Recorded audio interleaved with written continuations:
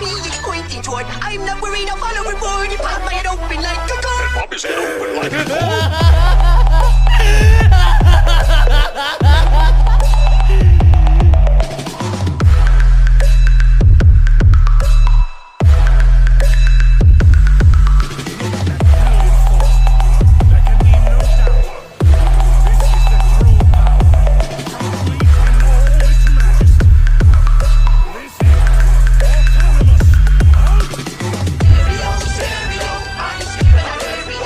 इस एपिसोड की स्टार्टिंग में हम देखते हैं ब्रोली को।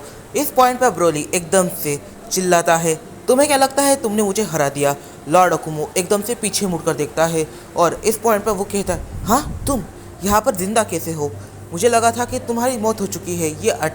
इस अटैक से कोई भी नहीं बच पाया है। जो भी इस अटैक से बच पाया है वो वीक तो बिल्कुल भी नहीं है। आखिर तुमने ये कैसे किया? इस पॉइंट पर ब्रोली लॉर्ड अकुमो को देखता है और कहता है, आपको वाकई में लगा था कि आप मुझे हरा सकते हो ना, ये इतना जल्दी ख़त्म नहीं होगा, तो अपनी पूरी पावर्स को दिखाइए, बिल्कुल भी होल्ड बैक मत कीजिएगा। इस पॉइंट पर लॉर्ड अकुमो एकदम से एक काफ़ी ज़्यादा पावरफुल पंच बना लेते हैं और वो ये पंच सीधा ब्रोली के चेस्ट में मारने वाले होते हैं और वो मारते भी है, बट ये पंच बीच में ही रुक जाता है, जैसे कि ये किसी बैरियर से टकराया है। लॉर्ड अकुमो पूरी तरीके से शॉक हो जाते हैं और ब्रोली की तरफ देखते हैं और इस पॉइंट पर सवाल करते हैं कि आखिर कैसे ये हो सकता है। तभी लॉर्ड अकुमो के चेहरे पर एक स्माइल आती है। लॉर्ड अकुमो इस पॉइंट पर कहते हैं, तुम ग्रैंड प्रिंस की टेक्निक को यूज़ कर रहे हो, मतलब कि दाशिंगखन की टेक्निक को यूज़ कर रहे हो। हाँ, इस टेक्निक को उसने मेरे खिलाफ यूज़ किया था, मुझे अब भी याद है। पर हाँ, तब मैं ये जान गया था कि मुझे इस चीज़ से कैसे डील करनी है और तुम्हें वाकई में लगता है ये तुम्हें ज़्यादा टाइम तक प्रोटेक्ट कर पाएगी। मैं जानता हूँ कि मैं इसे कैसे तोड़ सकता हूँ। इस पॉइंट पे ब्रोली भी स्माइल करता है और कहता है, अगर आप जानते हैं कि इसे कैसे तोड़ सकते हैं तो फिर आप इसे तोड़ दीजिए, देखते हैं कि आखिर क्या आप मेरी इस शील्ड को तोड़ सकते हैं। इस पॉइंट पर जो ब्रोली है वो यहाँ पर जानता है कि लॉर्ड अकुमो इसे काफ़ी आसानी से तोड़ भी सकते हैं, पर हाँ, इसे तोड़ने के बाद ब्रोली का यहाँ पर एक अलग ही टाइप का एडवांटेज बन जाता है। इस पॉइंट पर लॉर्ड अकुमो एकदम से अपनी डार्क एनर्जी को यूज़ करने लग जाता है, क्योंकि जो बैरियर ब्रोली ने बनाया हुआ है उसे बस डार्क एनर्जी की मदद से ही तोड़ा जा सकता है। और जब अचानक से लॉर्ड अकुमो अपनी डार्क एनर्जी में चले जाता है और बैरियर को एक पंच मारता है, तब ये बैरियर काफ़ी आसानी से टूट जाता है और अब ये पंच ब्रोली की तरफ बढ़ रहा था। इस पॉइंट पर ये जो पंच है ये पंच ब्रोली को लग जाता है, पर ब्रोली के चेहरे पर एक स्माइल होती है और ये इसलिए है क्योंकि अब ब्रोली धीरे धीरे कर सारी की सारी डार्क एनर्जी को अपने अंदर एब्जॉर्ब करने लग जाता है। लॉर्ड अकुमो को ये तब तक सेंस नहीं होता जब तक ब्रोली उसे पूरी तरीके से पकड़ नहीं लेता और उसके अंदर से खुद एनर्जी खींचने नहीं लग जाता। इस पॉइंट पर लॉर्ड अकुमो चीज़ों को रियलाइज़ करे और उसके लिए कुछ अलग चीज़ें करे, उससे पहले ही ब्रोली लॉर्ड अकुमो की 50% से भी काफ़ी ज़्यादा एनर्जी को अपने अंदर एब्जॉर्ब कर चुका था। लॉर्ड अकुमो का यहाँ पर बैटल करना नेक्स्ट टू इम्पॉसिबल बनते जा रहा था। इस पॉइंट पर ब्रोली एकदम से लॉर्ड अकुमो को छोड़ देता है और ब्रोली ने काफ़ी ज़्यादा डेडली पंच बनाया हुआ था। लॉर्ड अकुमो इस पॉइंट पर ब्रोली की तरफ देख रहे थे, वो हाफ भी काफ़ी जा रहे थे, जैसे कि काफ़ी ज़्यादा थक गए हो, और एकदम से लॉर्ड अकुमो पूरी तरीके से बेहोश हो जाते हैं और ब्रोली इस पॉइंट पर लॉर्ड अकुमो को 1v1 बैटल में टेक डाउन कर देता है और आज से ब्रोली है तो होली रेल्म ऑफ गॉड्स का न्यू सुप्रीम गॉड। इस पॉइंट पर लॉर्ड अकुमो 3 दिन तक बेहोश रहा और यहाँ पर जो होली रेल्म ऑफ गॉड है उसे संभालने की पूरी जिम्मेदारी आ जाती है ब्रोली के ऊपर, पर ब्रोली इस जिम्मेदारी को काफ़ी अच्छे से निभाता है। बट जो मदर ऑफ ऑल एंजल्स है इस पॉइंट पर वो ब्रोली के बेटे को एक काफ़ी बड़ा खतरा मानती है। इस रीज़न की वजह से वो होली रेल्म ऑफ गॉड्स के ऊपर भी एक गॉड रेल्म है जिसे ओमनीपोटेंट सिटी कहा जाता है, वहाँ पर कांटेक्ट करती है और ब्रोली की सारी असलियत बता देती है और यहाँ पर ब्रोली के बेटे के बारे में भी बताती है। ओमनीपोटेंट सिटी से पूरे 3 गॉड्स को बस ब्रोली को मारने के लिए भेजा गया। एक लॉर्ड अकुमो का बेटा ही था और एक सन गॉड और सेकेंड मून गॉड। ये तीनों ही गॉड्स अपने आप में काफ़ी ज़्यादा पावरफुल और डेंजरस है और इन तीनों का काम एक ही है और वो है ब्रोली की जान लेना। दूसरे साइड ब्रोली अपने वाइफ के साथ काफ़ी पीसफुल बैठा हुआ था और अपने सो रहे बेटे को देख रहा था। ब्रोली इस पॉइंट पर कहता है, हमें इसका नाम रखने की ज़रूरत है। इस पॉइंट पर ब्रोली की वाइफ भी कहती है, हाँ इसका नाम रखने की ज़रूरत तो है। ब्रोली यहाँ पर सोचने लग जाता है कि जब उसका बेटा बड़ा होगा तब वो कैसा रहेगा, उसकी पावर क्या हो सकती है, क्योंकि जब उसका जन्म हुआ था तभी उसकी पावर इतनी थी जितनी कि बीरस की है और जब वो बड़ा होगा तब उसकी पावर इस हद तक इंक्रीज हो जाएगी कि ब्रोली भी उसे कंट्रोल नहीं कर पाएगा। पर एक सही नाम काफ़ी अच्छा रहेगा। ब्रोली इस पॉइंट पर चीज़ों को सोच ही रहा था कि तभी एकदम से उनके घर पर कोई अटैक करता है। इस पॉइंट पर जो ब्रोली है वो एकदम से कुछ काफ़ी ज़्यादा डेंजरस सेंस करता है और वो अपने और अपनी पूरी फैमिली के आजू बाजू उस बैरियर को क्रिएट करता है जिस बैरियर को उसने बैटल के दौरान क्रिएट किया था। और इस पॉइंट पर उसकी नज़र पूरी तरीके से लाल हो जाती है। तभी ये पूरा का पूरा कैसल एक तरीके से ब्लास्ट हो जाता है। ये ब्लास्ट इतना ज़्यादा डेंजरस था कि अगर ब्रोली अपने आप को प्रोटेक्ट नहीं करता तो उसकी वाइफ या बेटी की जान जा सकती थी। इस पॉइंट पर ब्रोली उस अटैक से बचा ही नहीं था कि एकदम से लॉर्ड अकुमो का स्टूडेंट यहाँ पर आ गया है। वो एक काफ़ी ज़्यादा पावरफुल पंच सीधा मारता है, पर ये पंच ब्रोली की ओर नहीं था, ये था ब्रोली की वाइफ के चेहरे की तरफ। अगर ये पंच उसे लग जाता तो उसका पूरा चेहरा पूरी तरीके से डिस्ट्रॉय हो जाता, उसका पूरा सर फट जाता। बट तभी ब्रोली अपना हाथ बीच में डालकर उसके पंच को पकड़ लेता है और उसे काफ़ी दूर से फेंक देता है। इसके अंदर उसका हाथ काइंड ऑफ डैमेज हो जाता है, बट वो सेकंड्स के अंदर अपने हाथ को रिजनरेट कर लेता है। इस पॉइंट पर ब्रोली उन तीनों से ही लड़ने लग जाता है और सारे ही गॉड्स इस तमाशे को देख रहे थे। ब्रोली एकदम से चिल्लाता है, आखिर तुम लोग ये खड़े खड़े देख क्यों रहे हो, मेरी हेल्प करो। ब्रोली अकेला 3 सुप्रीम गॉड से बैटल कर रहा था और ये तीनों ही ग्रैंड प्रीस्ट के लेवल के भी काफ़ी ज़्यादा ऊपर है और इन तीनों को हैंडल करना ब्रोली के लिए नेक्स्ट टू इम्पॉसिबल हो रहा था। बट फिर ब्रोली सोच लेता है कि प्योर हार्टेड बनने में कोई भी फ़ायदा नहीं है। इवन तो अगर ब्रोली यहाँ पर प्योर हार्टेड बनेगा तो फिर वो अपने बेटे और अपनी वाइफ की लाइफ को यहाँ पर पूरी तरीके से खतरे में डाल देगा। इस पॉइंट पर ब्रोली एकदम से उस सन गॉड को पकड़ लेता है और उसकी गर्दन जैसे पूरी तरीके से तोड़ देता है। इस पॉइंट पर वो उसके चेस्ट में पैर रखता है और उसे काफ़ी दूर से नीचे ज़मीन पर दबा देता है। इससे जो सन गॉड है उसे काफ़ी ज़्यादा डैमेज होता है। और अब यहाँ पर नंबर आता है मून गॉड का। ब्रोली एकदम से मून गॉड के दोनों हाथ ही पकड़ लेता है और उसके दोनों ही हाथों को पूरी तरीके से उखाड़ कर बाहर फेंक देता है और उसके चेस्ट में एक काफ़ी ज़्यादा पावरफुल किक मारकर उसे गिरा देता है।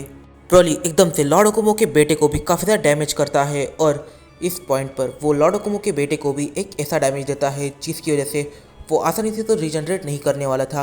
ब्रोली यहाँ पर देखता है कि यहाँ के सारे ही गॉड्स इस टाइम पर ब्रोली के ऊपर अटैक करने वाले हैं, मतलब कि यहाँ पर सारा गॉड रेल्म ही ब्रोली के खिलाफ हो चुका है।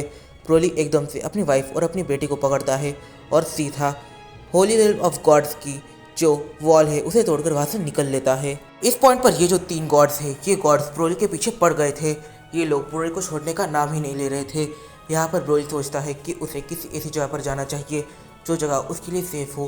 ब्रोली अपनी स्पीड को काफ़ी ज़्यादा बढ़ा देता है। वो अपनी सारी एनर्जी जो उसने कलेक्ट करी थी उन सभी को इस बार वो फास्ट होने के लिए लगा देता है। ब्रोली को इससे काफ़ी लंबा डैमेज पहुंचने वाला था, पर ब्रोली यहाँ पर अपने बेटे और अपनी वाइफ को बचाने के लिए कुछ भी कर सकता था। वो यही चीज़ करता है, वो अपनी जान को दांव पर लगाकर अपनी स्पीड को इस हद तक बढ़ा देता है कि वो 3 गॉड ब्रोली को देख भी नहीं पाते। ये गॉड्स इस पॉइंट पर ब्रोली का पीछा कर ही रहे थे कि इनके सामने एकदम से 3 काफ़ी ज़्यादा पावरफुल डीमंस आ जाते हैं। ये 3 डीमंस इतने ज़्यादा पावरफुल है कि ये ग्रैंड प्रीस्ट और लॉर्ड अकुमो जैसे कैरेक्टर्स को 1v1 बैटल में टेक डाउन कर सकते हैं। ये एकदम से उन 3 गॉड्स के बीच में आ जाते हैं। अब ये गॉड्स उनसे कहते हैं तुम सामने से हट जाओ। ये डीमंस इस पॉइंट पर उन गॉड्स को देखकर हंसने लग जाते हैं और इस पॉइंट पर एक डीमन एक हथियार बाहर निकलता है और कहता है तो अगर तुम एक कदम भी आगे बढ़े तो फिर यहाँ पर पूरी जंग स्टार्ट हो जाएगी। तुम सिर्फ 3 हो और हम काफ़ी ज़्यादा है। और फिर हम देखते हैं डीमन रेल्म के डीमन एरिया को। ब्रोली अपनी फैमिली को लेकर डीमन रेल्म के इस डीमन एरिया में आ गया है। ये एकदम डीप तो नहीं है, बट हाँ ये लाइट एंड पार्ट उतना भी सेफ नहीं है। इस पॉइंट पर जो ब्रोली है वो यहाँ पर अपने वाइफ और अपने बेटे को रखता है। वो एकदम से गोकू से कम्युनिकेट करने की कोशिश करता है, उसकी तरफ काफ़ी सारे सिग्नल को भेजता है और अपनी लोकेशन को भी वहाँ पर शेयर करता है। यहाँ पर जो गोकू है वो इन सारी चीज़ों को देख तो लेता है, बट वो यहाँ पर कुछ नहीं कर सकता था।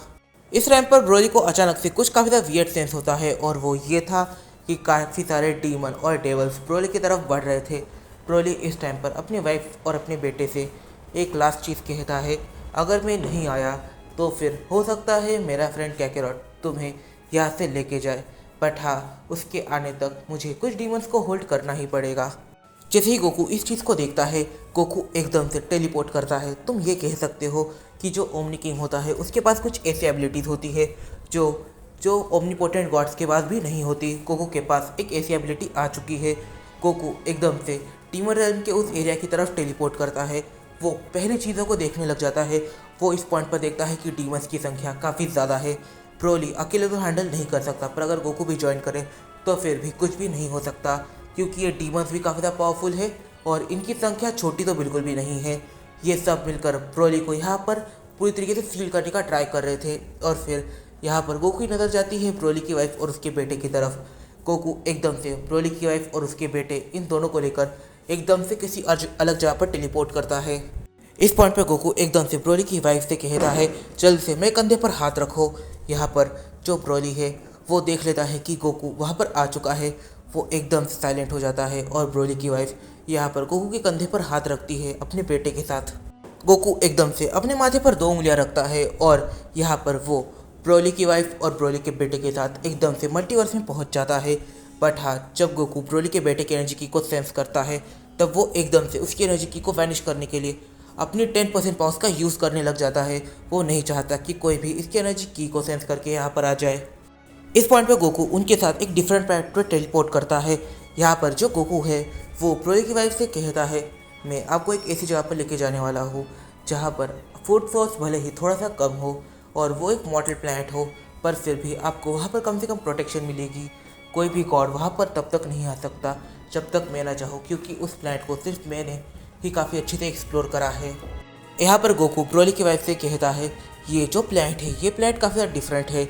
मैं मानता हूँ ये एक मॉडल प्लैनेट है, पर इस पूरे प्लैनेट को मैंने क्रिएट किया है। इस वजह से मैं इस प्लैनेट को जहाँ चाहे वहाँ ले जा सकता हूँ और साथ ही में इस प्लैनेट पर भले ही मॉर्टल्स रहते हो पर ये एक ऐसे पॉइंट पर नहीं जा सकते जिस पॉइंट को मैंने खास इस प्लैनेट को उस पॉइंट के लिए ही क्रिएट किया था। ये एक ऐसा प्लैनेट है जहाँ पर एक सीक्रेट डायमेंशन है। इसके बारे में मैंने किसी गॉड को कोई भी डिटेल नहीं दी है। इसके बारे में किसी को भी कुछ भी नहीं पता। यहाँ पर कोई गॉड, कोई डीमन, कोई डेविल, कोई एंजल कोई भी नहीं आ सकता। इवन तो मॉडल भी नहीं, मेरे मर्जी के अलावा किसी को इस बारे में पता भी नहीं चलेगा। तुम लोग यहाँ पर रह सकते हो, पर यहाँ पर फूड सोर्स काफ़ी ज़्यादा कम है। मैं साल में एक बार यहाँ पर आऊँगा और तब मैं आपके हाथ में फूड सोर्स देकर वापस चले आऊँगा। फिर गोकू वापस से एक बार जेनो रेल्म में चले जाता है। जेनो रेल्म में उसकी मुलाकात ग्रैंड प्रीस्ट से होती है और जेनोसामा से होती है। यहाँ पर जो जेनोसामा है वो कहते हैं अब तुम मुझे वापस से ओमनी किंग बना सकते हो। इस पॉइंट पर जो जेनो है वो किसी मैच्योर कैरेक्टर की तरह बात कर रहा था। गोकू इस पॉइंट पर कहता है वैसे इस चीज़ों को थोड़ा सा टाइम लगेगा, क्यों मैंने सही कहा ना। और यहाँ पर जो ग्रैंड प्रीस्ट है वो गोकू से बात कर रहे थे। यहाँ पर गोकू ग्रैंड प्रीस्ट से सवाल करता है कि जब मैं ओमनी किंग था तब मैंने काफ़ी सारे मल्टीवर्सेस को विजिट किया था, पर उनके जो ग्रैंड मिनिस्टर है वो भले ही एक एंजल हो पर वो आपसे काफ़ी ज़्यादा वीक थे। पर जब मैं डीमन रेल्म को विजिट किया तब काफ़ी सारे डीमंस आपसे भी ज़्यादा पावरफुल थे और जो ओमनीपोटेंट सिटी के गॉड्स हैं उनका स्ट्रेंथ का लेवल तो आपसे भी काफ़ी ऊपर है। आखिर इसके पीछे क्या वजह है।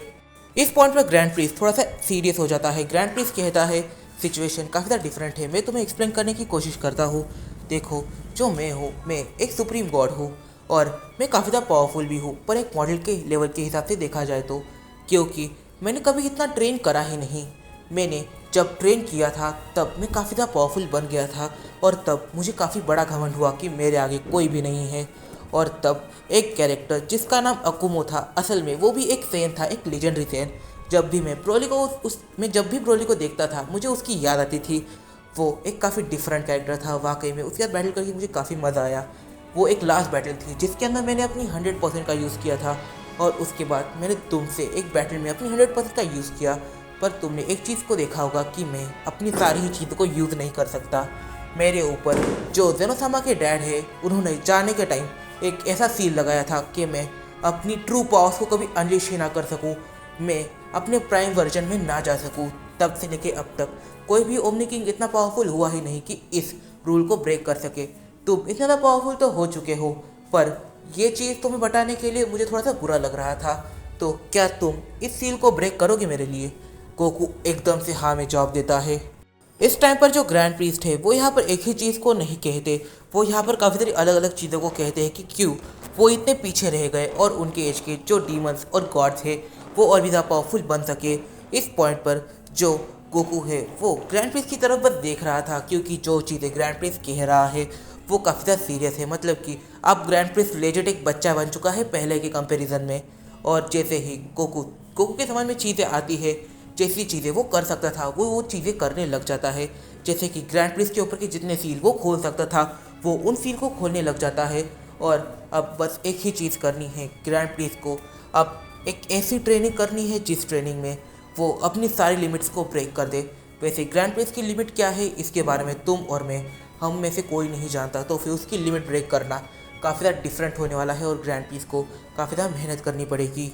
एक टाइम पहले ग्रैंड प्रिंस ने गोकू को ट्रेनिंग कराई थी और उसे परफेक्ट बनाने में अपनी पूरी ताकत लगा दी थी, और अब टाइम आ चुका है गोकू का। अब गोकू को ग्रैंड प्रिंस की ट्रेनिंग में उनकी हेल्प करनी है।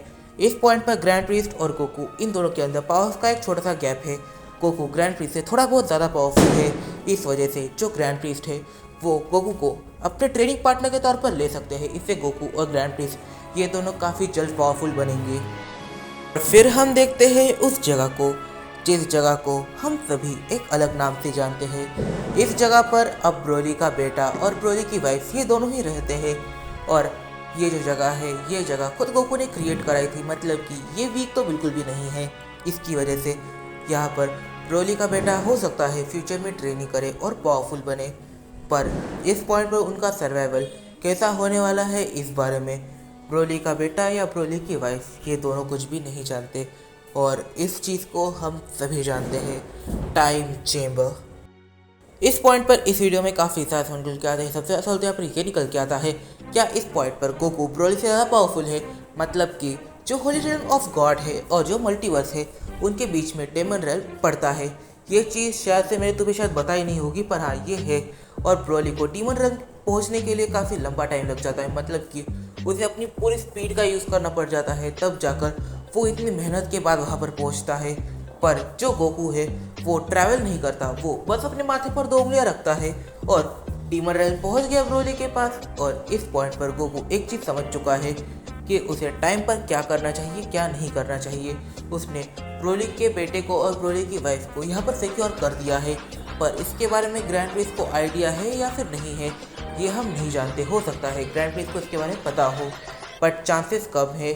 और क्या गोकू ग्रैंड प्रिंस को इसके बारे में बताएगा? और ब्रोली को यहाँ पर सील किया गया है, ब्रोली को मारा नहीं गया है, आखिर इसके पीछे क्या वजह हो सकती है? इस पॉइंट पर इस वीडियो में काफ़ी सारे निकल के आते हैं, तो इन सारी वजह हम जानिए अपने आने वाले कुछ वीडियो में। तब तक के लिए बाय बाय। अगर तुम्हें ये वीडियो पसंद आई है तो प्लीज़ जाकर वीडियो को एक लाइक करता, कमेंट करना बिल्कुल मत भूलना, क्योंकि तुम्हारे कमेंट से मुझे मोटिवेशन मिलती है। और जल्दी से अब एक कैरेक्टर का नाम नीचे कमेंट बॉक्स में लिख दो जिसके ऊपर मैं एक अगली सीरीज़ बनाऊँ या फिर इस सीरीज़ में ही उसे ज्वाइन कर दूँ। और इस स्टोरी लाइन में हमें एक चीज़ समझ में आती है कि ब्रोली एक ऐसा राक्षस है जिस राक्षस को सारे ही गॉड्स मारना चाहते हैं सिवाय गोकू के। तो कमेंट करना बिल्कुल ही मत भूलना। तो मिलते हैं अपनी अगली वीडियो में।